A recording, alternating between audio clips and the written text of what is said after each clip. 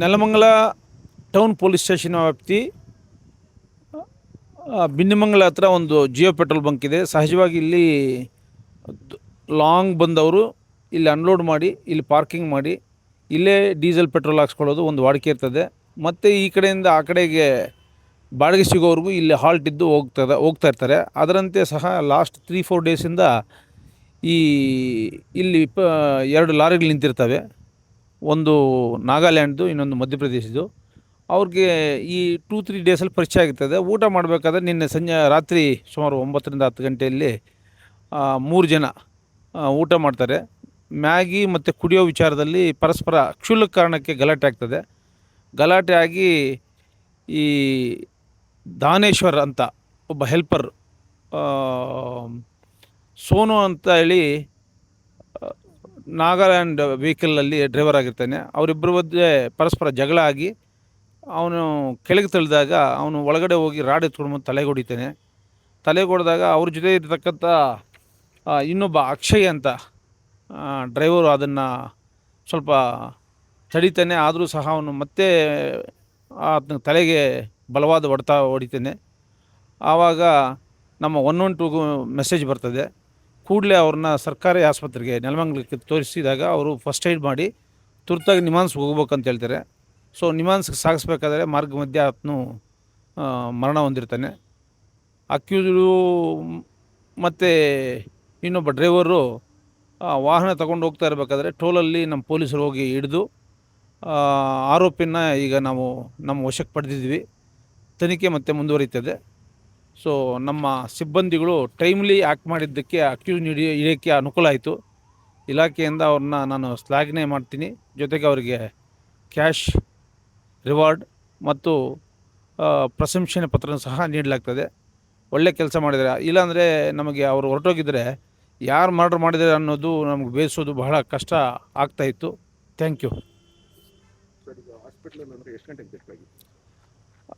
ಇದು incident between 9 to 10:30ಗೆ ಆಗಿದೆ. ಆತನಿಗೆ ಇನ್ನೂ ಪ್ರಾಣ ಇತ್ತು.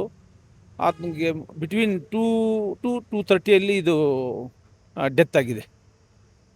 ಇವಾಗ ಆರೋಪಿನ ಚೇಸ್ ಮಾಡಿ ಹಿಡಿದಿರೋಂಥದ್ದು. ಎಸ್, ಆರೋಪಿ ಆ ವೆಹಿಕಲ್ ತಗೊಂಡು ಅವ್ರ ಡ್ರೈವರ್ನ ಅಕ್ಷಯ್ನೂ ಸಹ ಬಿಟ್ಟು ಟುವರ್ಡ್ಸ್ ಮಾದನಾಯಕನಹಳ್ಳಿ ಕಡೆ ಹೋಗ್ತಾ ಇರ್ತಾರೆ. ಆವಾಗ ಈ ಅಕ್ಷಯ್ನ ಡ್ರೈವರು ಓನರ್ಗೆ ಹೇಳಿ ಜಿಯೋ ಲೊಕೇಶನ್ನ ನಮ್ಮವ್ರಿಗೂ ಮಾಹಿತಿ ಶೇರ್ ಮಾಡಿದ್ದರಿಂದ ನಾವು ಅಲ್ಲಿ ಹೋದಾಗ ಆತನ ಹಿಡಲಿಕ್ಕೆ ಸಾಧ್ಯ ಆಯಿತು. ಇಲ್ಲಾಂದರೆ ಅಕ್ಯೂಸ್ ತಪ್ಪಿಸ್ಕೊಂಡು ಹೋಗ್ತಾಯಿದ್ರು.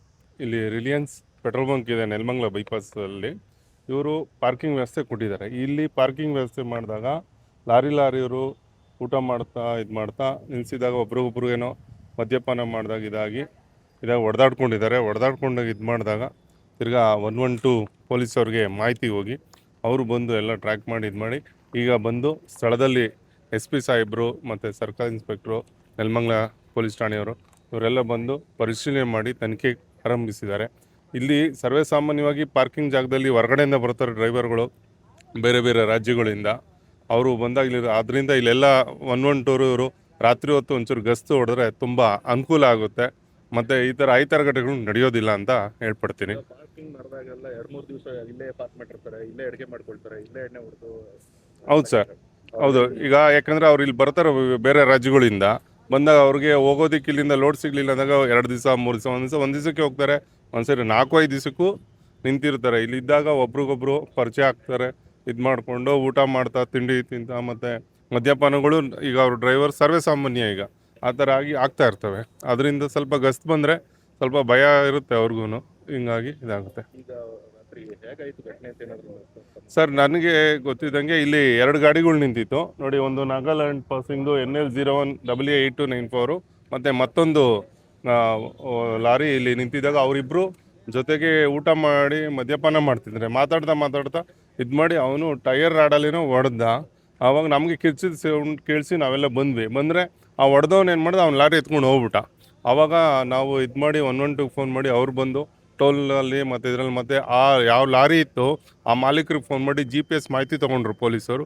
ಇದು ಮಾಡಿ ಅವನ್ನ ಬಂಧಿಸಿದ್ದಾರೆ.